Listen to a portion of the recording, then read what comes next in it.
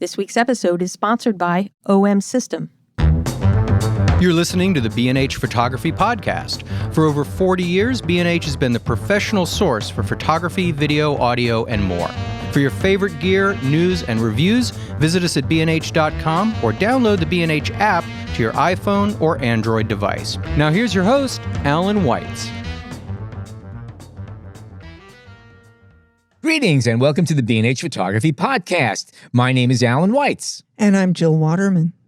Just as food feeds the body, art feeds the soul. This week's guest has an abundant supply of both of these valuable assets. Phoenix, Arizona-based image maker Joanie Simon has a knack for finding the visual sweet spot that fuses all of the above-mentioned assets in the form of tasty stills and foot-tapping videos. With the winter holidays looming just over the horizon, we figured it was a good time to focus our sights on festive food photography and could think of no better culinary evangelist to chat with than Joanie. But before we delve into today's show, I want to take a moment to note that this will be our last recording with Jason Tables. Jason joined the show about 8 years ago when we began recording the B&H Photography Podcast. Initially just the sound guy, Jay quickly became seduced by the art and craft of taking pictures. And before we knew it, he became a darn good photographer, not to mention an added on-air presence on the show. What I truly need to thank Jay for is the fact that we never blew a recording session or had to reschedule a session due to technical issues, which even under the best conditions can put the kibosh on any show. Jay was able to solve everything that came our way. And then there's the chemistry.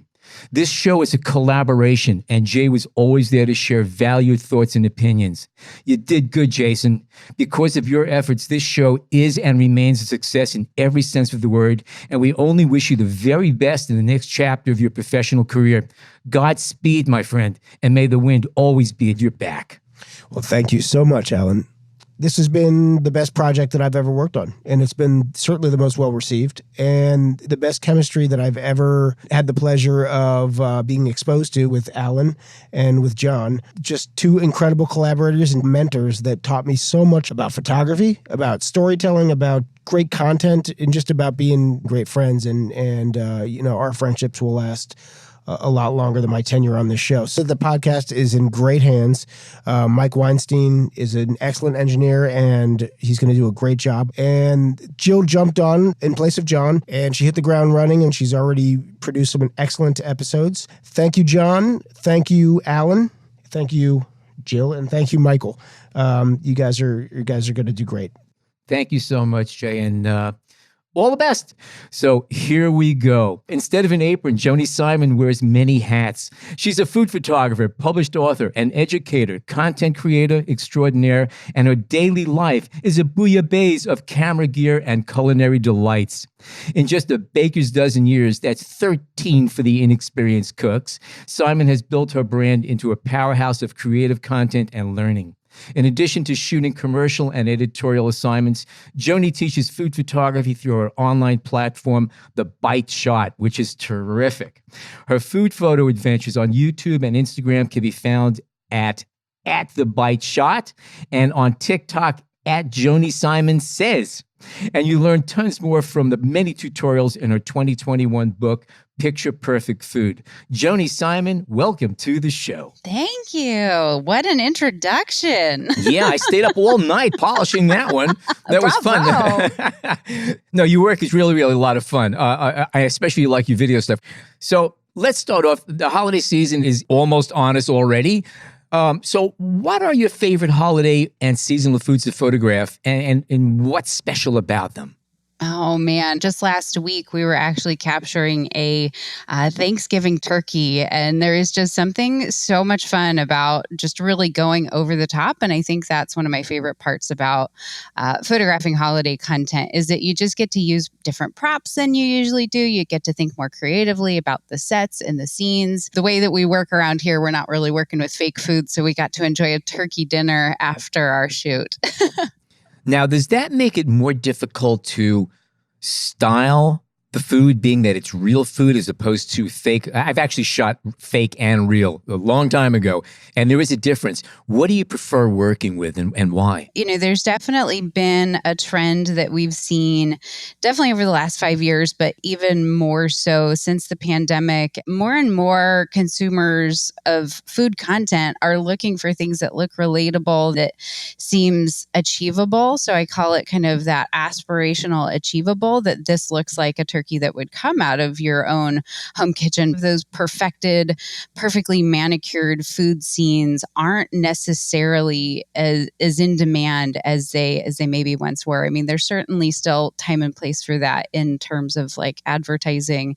But when it comes to editorial content and blog content, social media, it's really about making it look real. And so a big part of the production here in my studio is working very closely with the food stylist who I primarily work with and an excellent culinary team. And we're very conscientious about timing so that we are getting the bird right as she's coming out, so that the skin looks uber crispy and that it hasn't started to weep at all, and that really timing is of the essence. So whereas, one of the nice things when you're working with fake food is you have more time, that things can sit there for hours on end, but we're really trying to go for the authenticity factor because that I think really translates. And these days, the quality that we're able to capture, like you can kind of sniff out the fake stuff more easily because of the quality of the gear that we're working with. That's a good point. I remember about 20-something years ago when high-definition TV came in, they found that for a lot of the TV sets, a lot of the backgrounds were just roughly put together, and like a lot of the books would be photographs of the ends of books, and they found they couldn't do that. They had to put real books on the shelves because the detail was there. So I guess it's the same thing now. We've gone from 12 megapixel to 20, which was a big deal. Now we're doing 40, 50, 60, over 100 megapixels, which picks up a lot of detail. Yeah, it's pretty wild. So yeah, we really just like the food to be in the moment, and holiday food just sparkles in a special way. Now, from what I understand, there's a limit to how far you can push reality when photographing food. I remember there used to be a lot of leeway of what you can get away with to make food look good, but there are apparently a lot of restrictions right now about how far you can push things before you get flagged for it. Could you give any examples of that, of things that you can't do that maybe you used to be able to do? Fortunately, I think I've come up in the industry at a time where that reality has really been kind of at the forefront. So I admittedly don't come in with the same kind of tricks and things that I think folks who've been in the industry a lot longer would have up their sleeves. But definitely from a truth in advertising standpoint, one of the things that we do utilize is fake ice cream. But it is important, if you are selling an ice cream product, that it actually needs to be the actual product. And it kind of threw out that sort of a mantra that if you are advertising a particular thing, I'd like to kind of draw the distinction of, you've got a dish of ice cream and there's ice cream and there's chocolate sauce. Well, if you're selling the ice cream has to be real, but the chocolate sauce can be fake. But if you're selling the chocolate sauce, well, the chocolate sauce has to be real, the ice cream can be fake. So kind of keeping in mind the truth in advertising. But, around here, we'll definitely, we've always got oil with a little pastry brush close at hand and a little spray bottle that we can spritz and perk things up as needed. But yeah, we're not really doing too much fake stuff. We try to stay as true to the real food as possible because we think that just really communicates volumes in the character of the final image.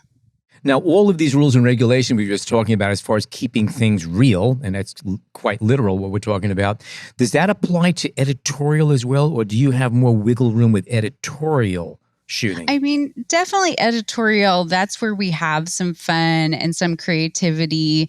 And, definitely as a commercial photographer where that is, the basis for my business. But the editorial maybe isn't paying the big bucks, but is definitely the opportunity to run wild, get creative, do interesting things, and do things that are maybe even more conceptual in nature. Like, a couple of weeks ago, I was doing a test shoot with a stylist and having a little fun, and we did a deconstructed BLT where we, had this hanger suspended up in, kind of up along a seamless backdrop. And then he hung lettuce, tomato, bacon, and a slice of perfectly toasted bread on these little hangers on it. Clearly, this is not based in reality, but it's a fun sort of way for us to get outside of some of the more literal food photography that we're doing from day to day. Joanie, when it comes to fake ice cream, how do you make that? What is it constructed of? So there's different trade secret recipes. It's so fun. In my job as an educator, I get to connect with folks all over the place, and different stylists have different thoughts and mixes and approaches. The same thing with fake ice. Every stylist you meet has a slightly different way of doing things, because it is an art to a degree to really create fake ice cream or fake ice that looks convincing. The sort of typical approach is some sort of combination of frosting, like canned frosting, and then mixing that with powdered sugar. You start at a 50-50 mix, and then you sort of like tweak it so that then you get that perfect sort of consistency. Because one of the things that food photographers are known for is really studying and analyzing what food does. And especially when you're working with fake food, if you want it to look convincing, you have to know what are the hallmarks of the real thing.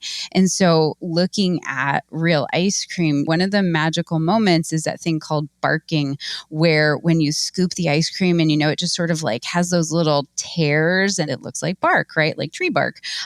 That's called the barking on the ice cream. And so when you have that combination of the frosting and the powdered sugar, and you just kind of like scrape it ever so slightly, then you get that barking, and that starts to help it look realistic. And then you also usually have a little milk, so that then kind of along the base of the ice cream, because usually it looks really nice if you kind of have, I call it like the feet. It's sort of the little bits that sort of surround the base of the ice cream scoop, and then you can start to like drip a little bit of milk, and so then that sugar and frosting mix will start to drip a little bit. As a food photographer, certainly I know enough to be dangerous in the styling department, and certainly started my career styling my own food, but it is such an asset to be able to work with other talented professionals who can really make the food look amazing and do those things really well. So with fake ice cream, how much more time do you actually have to work with the product? Is it a longer time, or does it still have just X amount of time before it starts looking old? It's like any sort of thing. The longer it sits, then oxygen has its impact, and it just starts to look a little crusty. But you can definitely revive it, with a little bit of water. It sort of depends on, is this the hero of the shot, or is this more of a background moment? It's sort of, kind of deciding how much do we need this to kind of stay alive for, and how long. But again, one of the things that you'll see on a food set is that you have like a dummy that's in your scene to start, like your crash test dummy. Every single thing that ends up in a frame that I shoot has been chosen and decided on. And so you've got a lot more time for it to sit on set, but you definitely have kind of that additional room for forgiveness if you really plan it out and you've got that crash test dummy that you can kind of play with, tweak the lighting, get the scenery, get the props all sort of set into place.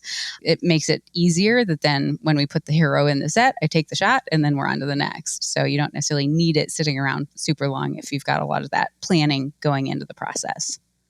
Do you find that you have to do some crash test dummies for most things, or are there a lot of foods or food types that we can do this in one shot, we can prepare it, we can get it done, photograph it, and be done with it, rather than having to do a couple of test runs before we know exactly what we're going to be dealing with? What's the ratio of that between one shot deals and ones where you got to do some test drives?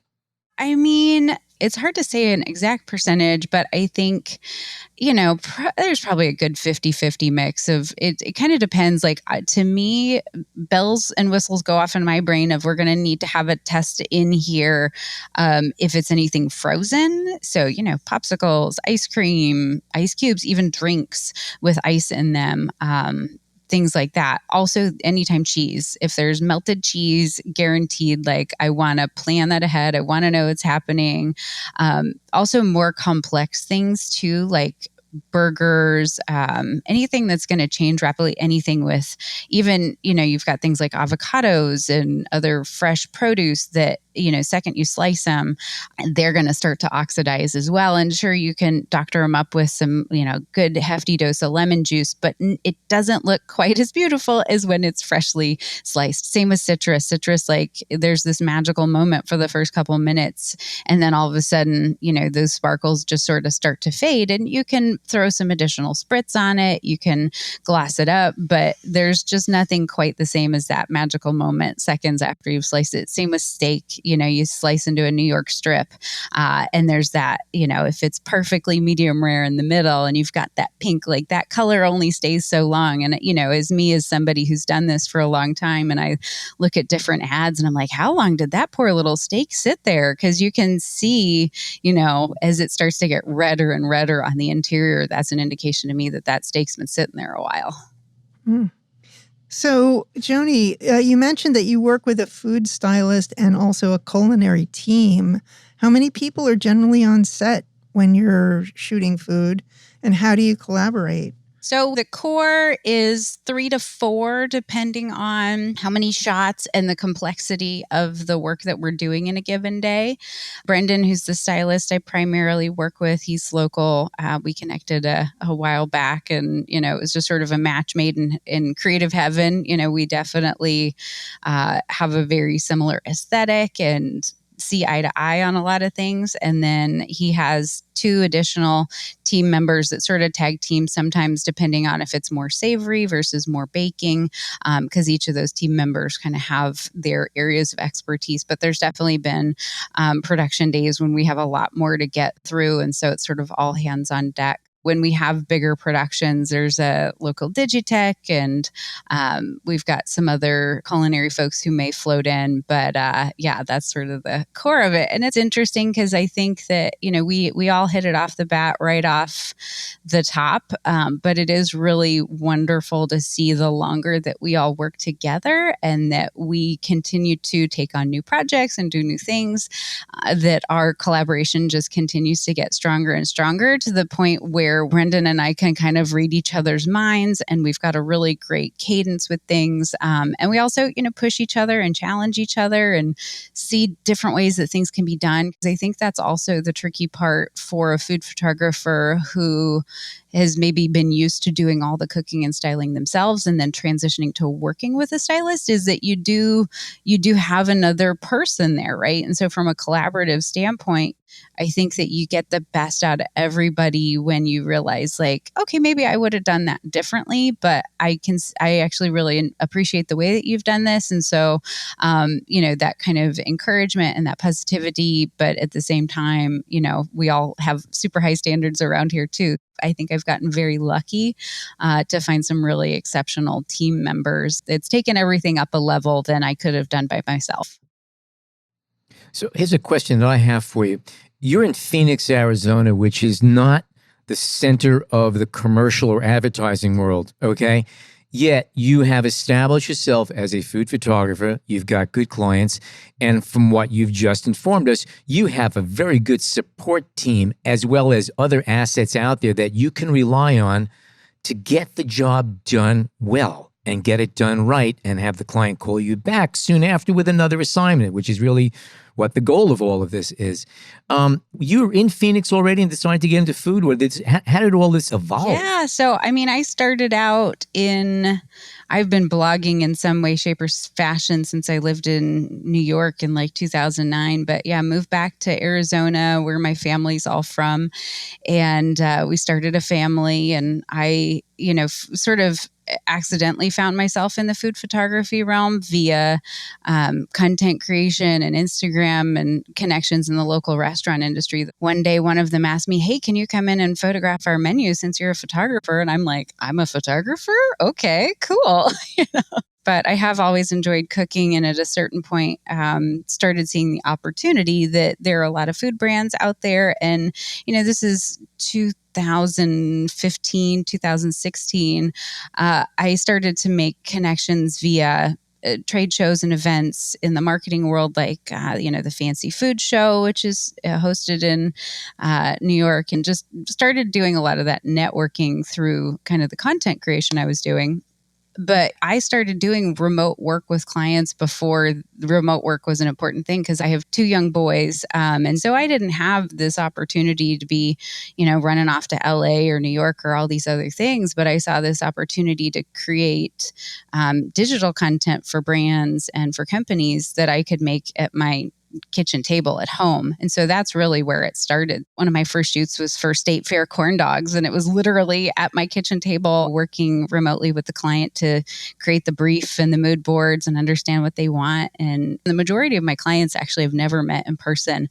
Fortunately, too, the technology has just advanced so much that it's even easier than it used to be, that, the client can be on Zoom, and then also Capture One has a really great remote viewing software. So I've got a client who I shoot for on a monthly basis based out of, upstate New York. And I send her the link, and she's just kind of watching throughout the day, and we're texting back and forth, so it's really great that we can collaborate remotely, and she doesn't have to hop on a plane. I don't have to hop on a plane. And from a standpoint of overhead, cost of living in Phoenix, Arizona is a lot less than other places. So it's really nice from a business standpoint. So it's a pretty cool thing we've discovered. And I think the pandemic really helped also, because it's really expanded the potential of clients who can see that, oh yeah, we can do this remotely. We've done remote shoots now because 2020 created that moment for us. So it's something I continue to leverage.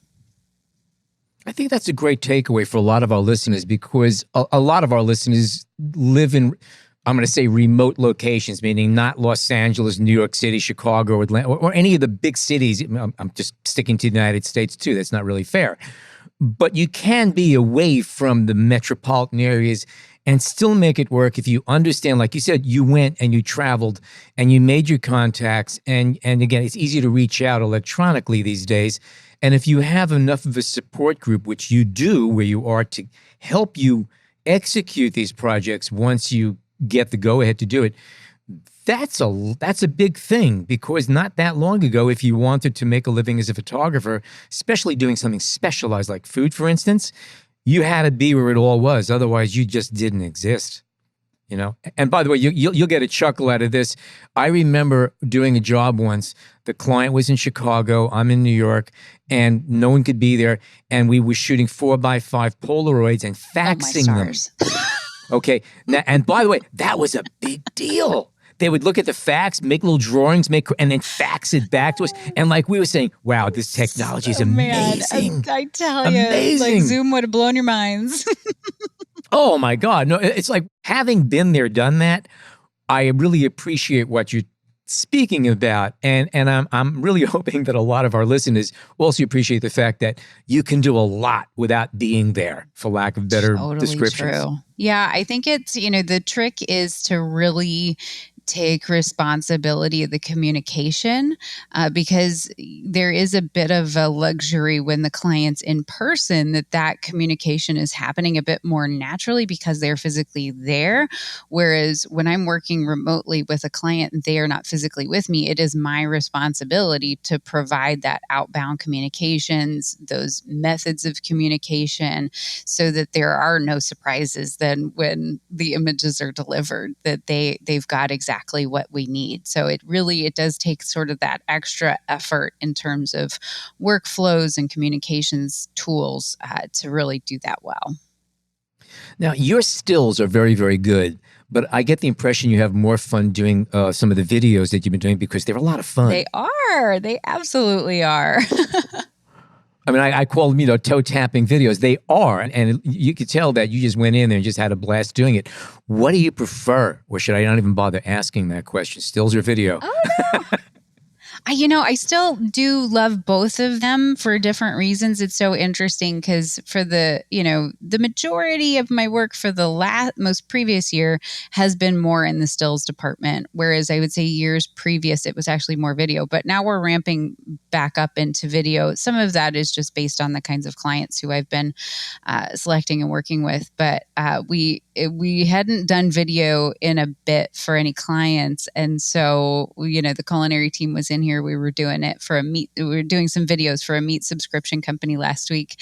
And it was just a reminder to me of videos a very different pace, just in terms of physical production is different. And even Brendan and Alexa, who's the was assisting, and they were like, this just feels very different. It's like a different energy. It's like, it's a bit more, I don't know, you're on a bit more than, not that we're, sitting here eating bonbons where we're taking stills, but the pace is different. So it is fun. But yeah, I mean, I really do love seeing kind of that whole vision of storyboarding it out and then capturing in the moment. And there's a bit more unpredictability too with video of like, we were doing patty melts. And so you get the spatula up in there and you've got like all the bubbles kind of going up under the meat. And you just want to get that, like, you're not going to hear the sizzle necessarily because we weren't shooting it that way, but you want to see the sizzle. And so, but you kind of got to hit it just right. And when you get it, oh my gosh, that is the absolute best feeling. And we're, throwing up high fives and all the things like that. So, video is definitely, it's a lot of fun. Also like little stop motion animation. I mean, I would not say what I do is necessarily full out stop motion, but stringing together, 20 to 200 frames, these short little animated dancing food, as my kids like to call it, videos. Yeah, well, how else would you call right? them? It's like it's a lot of fun too. And what's nice is, I've created opportunities too for the ways that I shoot. I mean, I'm pretty much always locked down in terms of, on a tripod or have my camera rigged overhead and everything's pretty locked in, working with artificial light sources. And so it is nice that even when we're shooting stills, that I'm still thinking about the motion assets and catching some opportunities for hey, we're here in this moment. We just caught the hero shot.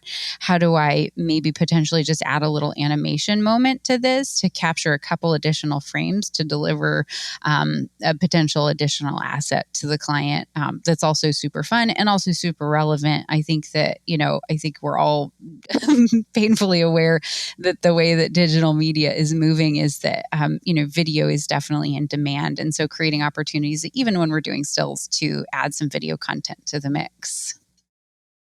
Oh, yeah. No choice about that. Yeah, I was really curious about your animation work and how you might differentiate it from the other types of video motion, both process-wise and technically in terms of the various softwares you work with.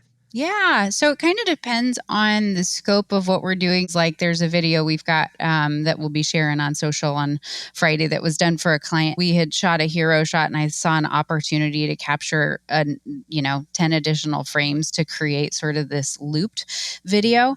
And so that I'm not adding a bunch of extra production, and I'm just effectively, like when I shoot stills, I'm shooting into Capture One, and I've, typically working with strobes.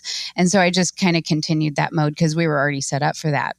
But when I'm doing more of a dedicated stop motion where I'm specifically animating, I've created a storyboard for the animation, there's a lot more creativity and a lot more fun and complexity, then I'll be utilizing Dragonframe for capturing the stop motion. I've got a little remote keypad, which makes that process a lot easier. But there's some advanced features inside of Dragonframe that really make the animation process a little bit easier, so you can create a lot of that continuity. Heaven forbid something get bumped or moved or slightly adjusted, that Dragonframe has the features and functions to make sure that you can really create that seamless motion, and also sort of preview what the motion looks like once it's captured in Dragonframe. And then I do the editing to the stills in Capture One and then take it over into Premiere and for the final edit. It's interesting, as I've sort of delved into the animation world, animators have a very different process than I do. It's where you start in your journey sort of informs your creative process. It's a lot of fun, and I definitely have a lot of fun doing those videos as well. So were you working more or less intuitively and building the animation work, or? Yeah. I mean, because my typical process for, I knew that I needed to string together a bunch of stills to make a stop motion, and I already had experience in proficiency in Premiere Pro, as opposed to a lot of animators who I talk to who work more in After Effects, because they're doing a lot more related to masking, which certainly could be done as well in Premiere.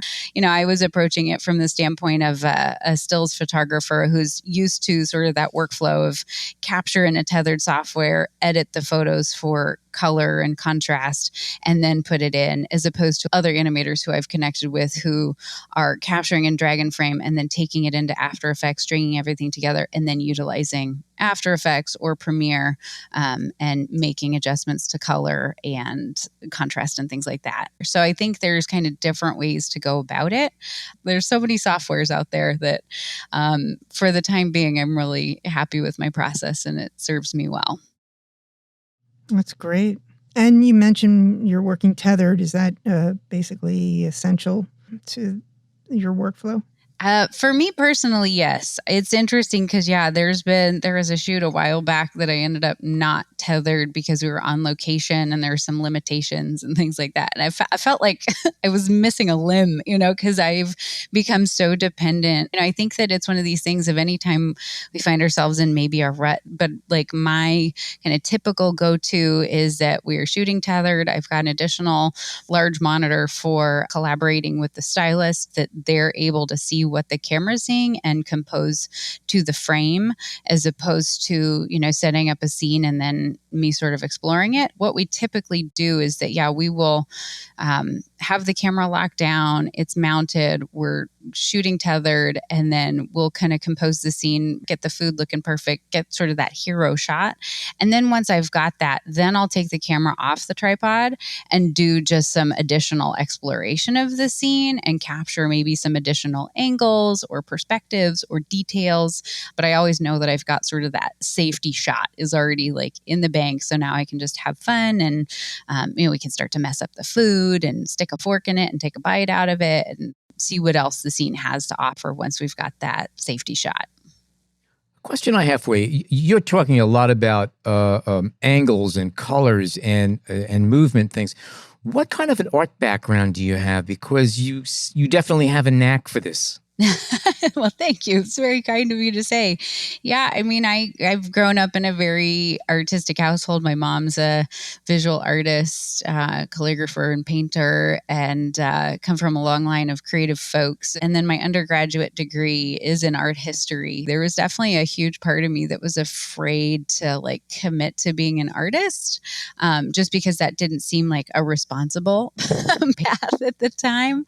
But looking back, I'm I was just too chicken. I wish that I had committed to it. My favorite classes, of course, in undergrad were all the studio art classes. And I took a color theory class and I took a 2D class and 3D. I never took a photography class, and certainly am very well immersed in the history of art, with a particular passion for more modern art and postmodern art. So it's really fun to kind of see how that, I think, definitely informed a lot of my approach to understanding color value and how colors complement one another and all of those different things that you do learn in a more formalized art education program.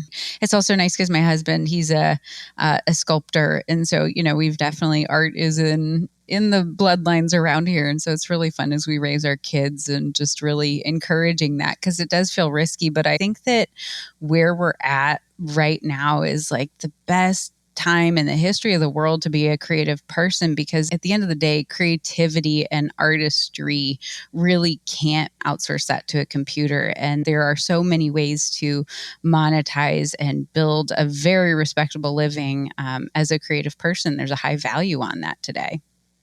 Won't argue with that at all, and it's a good point. I'm glad that you made it. We are going to take a short break, and when we come back, we're going to be talking more with culinary diva Joanie Simon, get a little more insight into the work that she does. Stay tuned.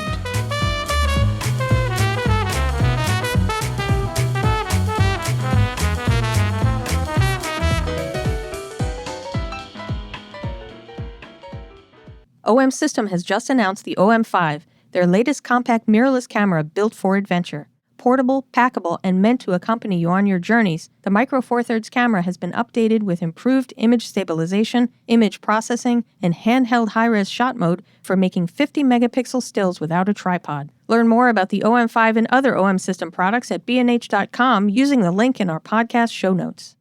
Okay, we are back with Joanie Simon, food photographer, and we've been talking about the creative process. Let's start talking about gear. You started out with Canon cameras, and you switched to Nikon. You've also worked with Sony mirrorless. At the end of the day, cameras are just tools, and the real artistry comes from the person who's behind those tools. What kind of insights can you give us on the different brands you've used, different types of cameras, and what brought you to wherever you are today? Yes.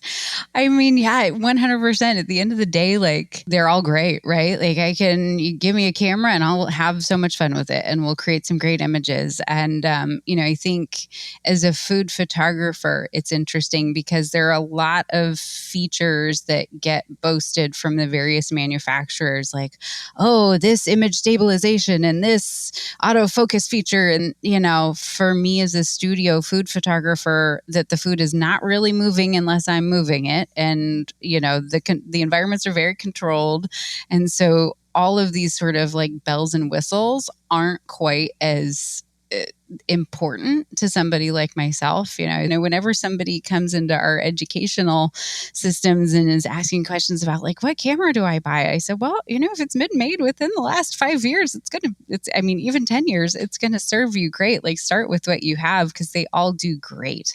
I think that though the further you get on in your journey, there are little nuances of personal preferences. And so that's why I also very much hesitate to say like, everybody should be shooting this. My very first camera was a Nikon D3000, and that was what fit my budget at the time.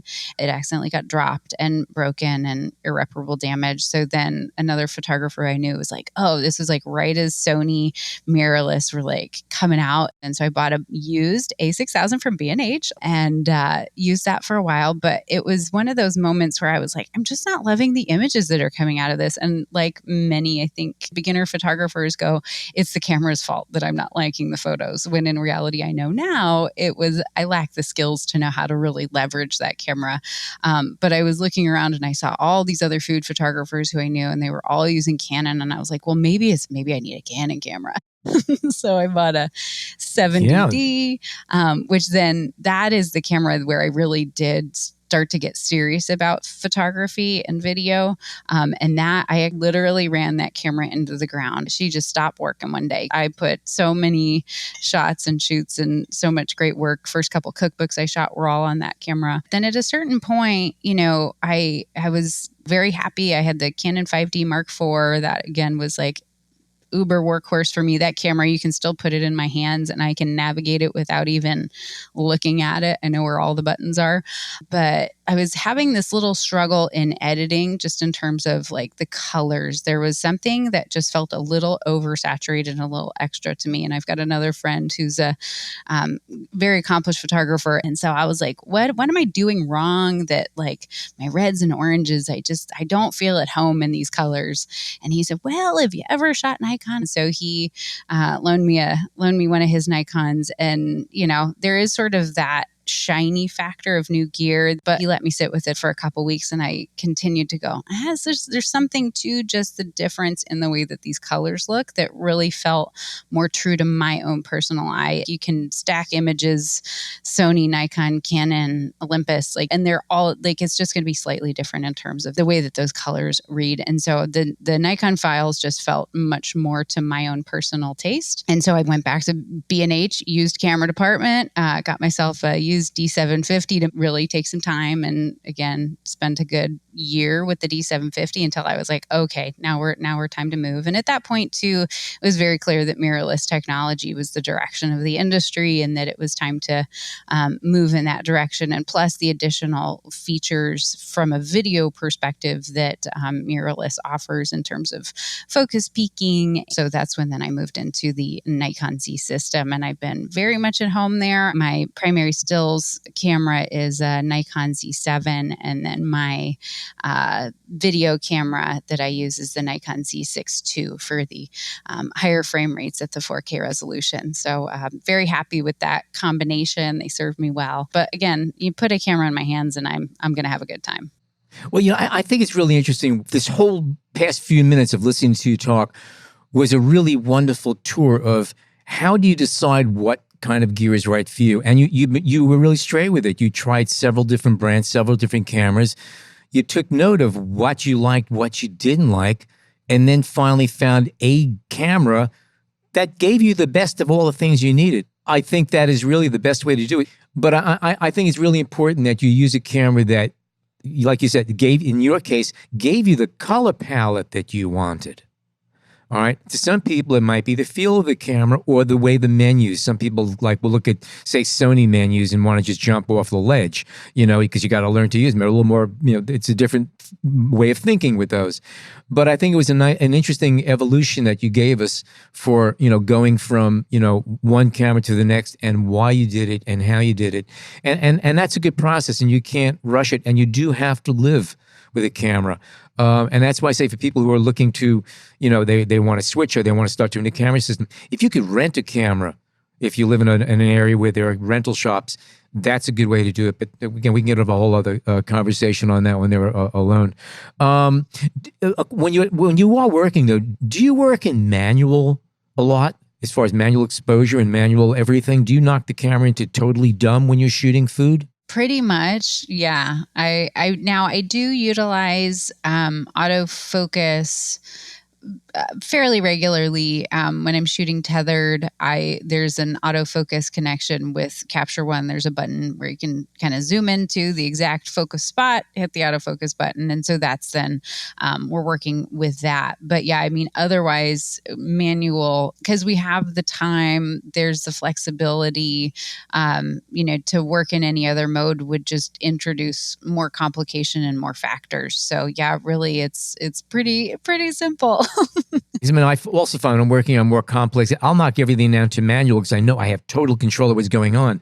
And if I change something slightly in the frame, it's not going to change the exposure per se. Mm-hmm. Yeah. Which a lot of other, sometimes you move something around and all of a sudden light's being reflected differently and your exposure has changed. Yep. And you haven't done anything else. That's why I was really curious to know whether you did that. And again, it's another important thing, I think, for a lot of listeners who are, say, starting out. The bells and whistles, they're all great. But there are many times you want to turn them off. Yeah, totally. Because they monkey with things. Because even like one of the things that we notice is, even like auto white balance, right? And some of these other things, which, is one of the things that I find is for the folks who are transitioning to say into artificial light and particularly flash based, working with strobes or speed lights is, how that auto white balance can really throw your photos because it's basing off of what's happening in the environment, which is potentially different than the light, in terms of the color temperature. And so really, I lock everything down as much as possible because then that just saves me the time in the editing and the processing. And then I also have the flexibility that if I want to turn something into a stop motion, because I have a couple frames of something, that it's completely consistent, that no matter what's happening in front of the camera, it's not changing unless I've changed it. Good points. What kind of lighting are you using? So my go-to is the Godox AD 600 Pro. And that is, when I was, I shot with speed lights for a good while. I started out in LEDs, cause continuous light felt less scary moving into artificial light from natural, but, it's WYSIWYG. It's easy. Yeah, right. Exactly. So, and then, but at a certain point, somebody's like, Joanie, you're doing all this restaurant work and, these uncontrolled environments, you really should go learn flash. And so then, I got myself some of the speed lights, but then when it was ready to really commit, and I wanted something with AC power, but still with the battery power option so that when I do go on location that I can operate on battery if we don't have an AC power outlet. But here in the studio, we're shooting 8, 10, 12-hour days. So I don't want to be futzing with batteries. So it's nice to be able to just plug it in. And so, yeah, when I was getting ready to buy my strobes, I, hit up customer service at B&H and they recommended the Godox 600 watt second, which I'm very glad because, yeah, that I don't see myself in the kind of work that I do outgrowing that. That is kind of the, highest power that I would potentially need for the kind of work that I do. And certainly, though, goes low enough that when I'm shooting wider apertures and things like that, that I'm not overpowered in those situations. So, yeah, and I love plugging it in and they continue to rock. And it's a great setup. I'm super duper happy with it. Something I'm curious about is that you started off using continuous light, which makes a lot of sense, especially when you're starting off, and then you switch to flash. Aside from the fact that flash, better guarantees a sharp exposure because of the fact that the exposure times are much shorter. What else do you like about flash as compared to using, LED continuous? What are the advantages to you? Yeah, I mean, I really do like, the ability to cancel out that ambient light to be able to really just it's a very clean look because you're eliminating all of that light pollution that, one of the things that I just really love in photos is when it's crisp and clean and sharp. And in food photography, we're trying to replicate the look of natural window light, which is typically, one big old giant window with soft light coming through, or, direct light is definitely a trend and something that's fun to play with as well. Just that one single light and a variety of modifiers can really just create clean, sharp look. It's much easier to achieve that with flash because you're not worrying about what's happening in the room and the environment. As opposed to working with a continuous light source that, you'd really need to lock down and block the windows. And so I just get that cleaner sort of look and really reduces any risk of, motion blur or anything like that. Again, not that I'm moving fast or that the subjects are moving fast, but we're working with small details at a close proximity. And so any sort of shake or bumps or other things like that, can definitely read if you're working with a continuous source, whereas that's not as much of an issue working with those flash-based lights. And then you could also drag your shutter speed if you want to control how much of the ambient background you might want to have by doing that. Absolutely. Yeah. It's super fun. I don't do as much of this work these days, but anytime we're in a restaurant or we're capturing sort of the overall space. Although, I mean, even last week we were photographing one of our clients. It's their 14-year anniversary. And so they wanted these stacked up slices of cake and then had a sparkler on top. And of course, in a situation where we're working with, flames or fire or other things like that, birthday candles, we want to make sure that, we've got enough of the ambient light in the scene in order to be able to properly expose that and then add the flash into the equation. Are you using light banks? What is your primary light modeling tool? As far as the modifiers are concerned? Yeah, what kind of modifiers? Yeah. The constant evolution, right? And the gear acquisition syndrome. You're like, I just need one more softbox. And my husband's like, you need another softbox, like you need a hole in the head. But I really like the Westcott 4-foot by 4-foot Scrim Jim Cineframe with the various different stops of diffusion material. And it gives me sort of a mix and match opportunity with things. And so, I set it up effectively like it, just imagining in a scene, that's your window, right? That's your 4x4 window. Right. And then, you've got clients who want something that's definitely more, I would say, classic, traditional. So we're working with the 3/4 or the full stop diffusion material for that really soft, even look. But then the half stop diffusion does a really great job of replicating that that look of natural light that is sort of got us a certain amount of punch and a certain amount of depth in the shadows, nice bit of contrast, but still very soft and nice gradient shadows. But I really have been utilizing a lot more in the last year, the quarter stop diffusion, which is really thin, but it's fun. And especially if you take the reflector head off of the strobe. And so you've just got that kind of bare strobe. And I hike it way up to this, like not up to the ceiling, but near the top of the Cineframe, and then the quarter stop diffusion in fairly close proximity. But it creates this really beautiful hard light. We've got very defined shadows, but it creates a lot of extra fill. There's just a softness to it. So it's a little bit of the best of both worlds. It's not necessarily my personal taste to go for the really intense hard light. So this is sort of giving me that amount of softness that I like, but still with that intensity and hardness that, you know, some clients are really looking for these days, and something that just looks a little bit more punchy and different. Gotcha. Okay. Joanie, I'm curious about lenses. Do you have a preference between primes or zooms? And what are your go-to lenses that you use? Yeah, so I've got it down to 2 at this point, and that's all I need is my 2 lenses. I do, at least for the work that I do. So my pretty much if I'm doing an overhead shot, which food photography these days from a style perspective, and I think Instagram definitely has had an impact on this, is, you know, that overhead perspective. And so most of my overheads are all captured with the 24-70 f2.8.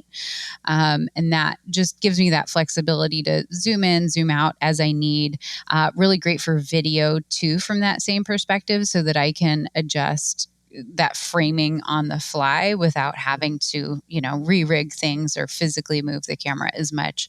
Then anything I'm doing head on, or even at sort of that, 45-degree angle, is that I'm using a 105 macro. And even if I'm not close up, I still love that 105 just for the compression of the background, so that the food just really kind of comes forward. And, you know, it's interesting. I've got a friend who's another food photography educator, and she pulled, like, I forget, 50 some odd food photographers, professional food photographers, of what their favorite lens was. And by far and away, like, the majority were all sharing either for Canon, the 100 millimeter, Nikon 105 millimeter macro lens. And even if they're not necessarily shooting macro, but just for that compression factor. And because the subjects that we are shooting in general are small, so, you know, in comparison to a person, so that longer focal length is definitely a favorite in the category. There was a cookbook we shot 2019, and even the head-on shots and, 45-degree angles, like literally every single shot in that book was 24-70, because it's such a great, versatile all-around for the kind of work we're doing.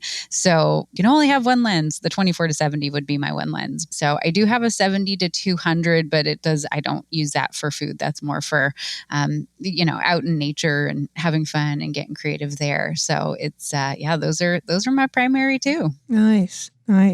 Let's switch gear for a moment and talk about something that some of our listeners might be curious about. A lot of avocational food photographers are shooting with their phones. Do you have any advice about for someone who's shooting food with their phone? Well, for sure, if you're working with a phone, number one top tip is make sure to wipe off the lenses on the back of the camera, because those cameras, they get thrown into bags, they get touched, they get mangled, they get makeup on, all sorts of stuff. And so, yes, megapixels rock, and yes, all these other things are awesome. But like at the end of the day, it comes back down to the light. And so really seeking out natural light sources. And so just thinking about which direction is the light coming from. When it comes to food, we work a little bit differently than, say, a portrait photographer who, if you're doing more traditional beauty shots, you want to fill in all of the texture. You want to have the light coming in from the front towards your subject so that it's really nice and, we're not seeing the texture. Whereas when it comes to food, the texture is everything. Like, we want to be able to see that crusty bread, all the nooks and crannies, and see that light sort of drag across the surface of of it. And so thinking about your light coming in either from the side of the scene or even slightly back from the scene, so that you can really extract that texture. Whenever I'm looking at a scene, the two things that I am keyed up on and hot pursuit of is texture as well as capturing highlights. For example, we go back to that slicing a piece of citrus and you see how the light hits it and you see these little sparkles kind of come up, right? Like those little technically blown highlights, but those little blown highlights are what sort of communicates that something has a certain moisture factor, that it is juicy. That's what gets your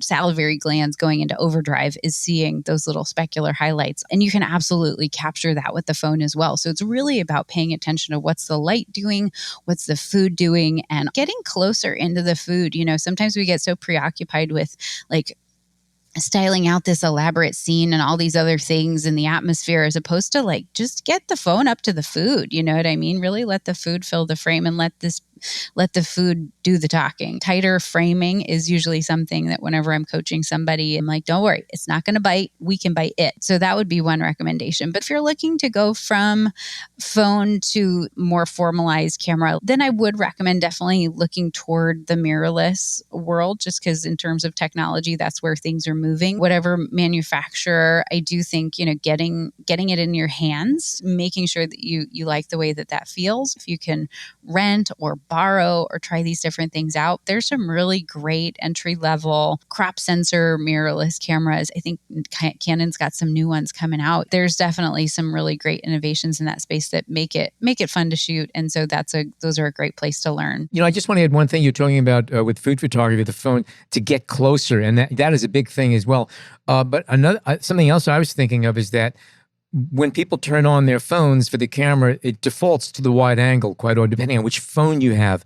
And rather than just get closer sometimes, which could add distortions often, again, depending on the phone and which one it is, go into a longer focal length. If you have a longer, like a telephoto or a normal lens or something on that, shoot with a longer lens and zoom in a little bit. And you don't have to be right on top of the food, but you could also eliminate a lot of distractions while getting in tighter. Totally. Yeah. Great recommendation. Absolutely. With the idea that people are going to be gathering around the table for the holidays, do you have any tips for good pictures of holiday groups around the table?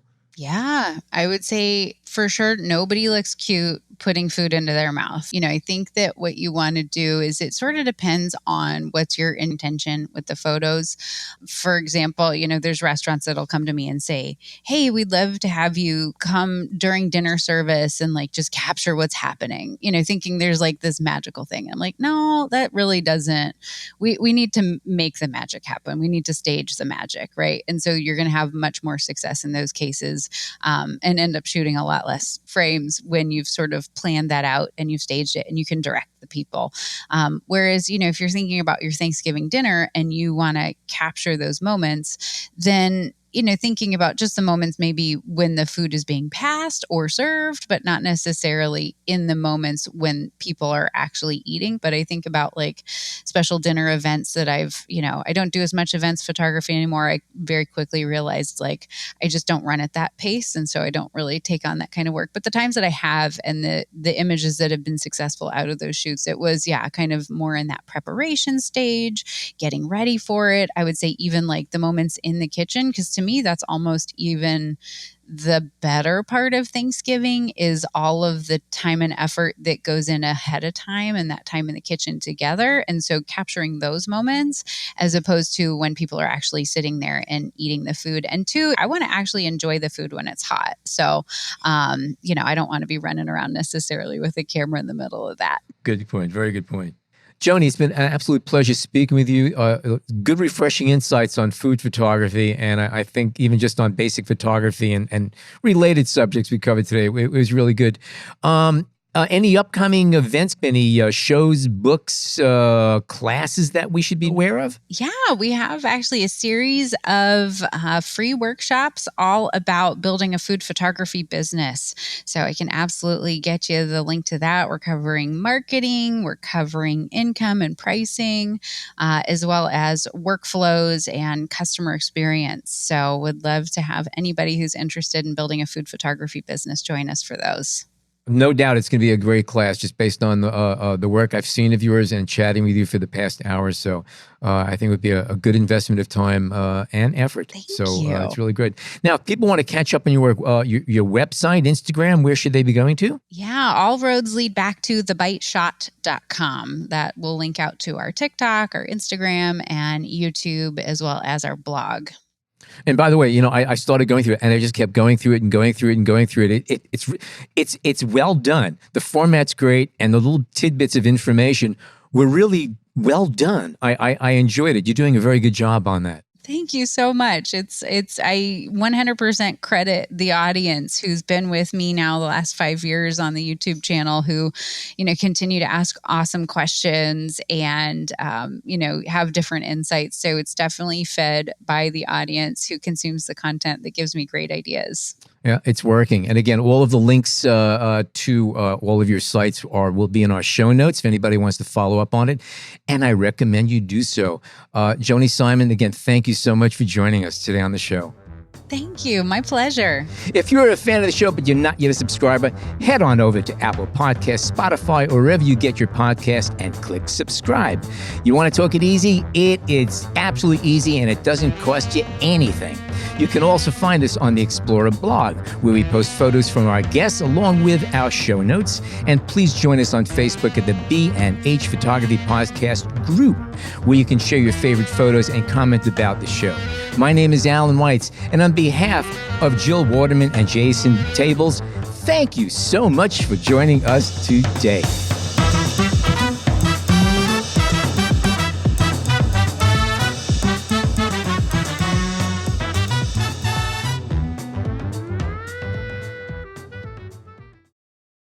Thanks to OM System for sponsoring this week's episode.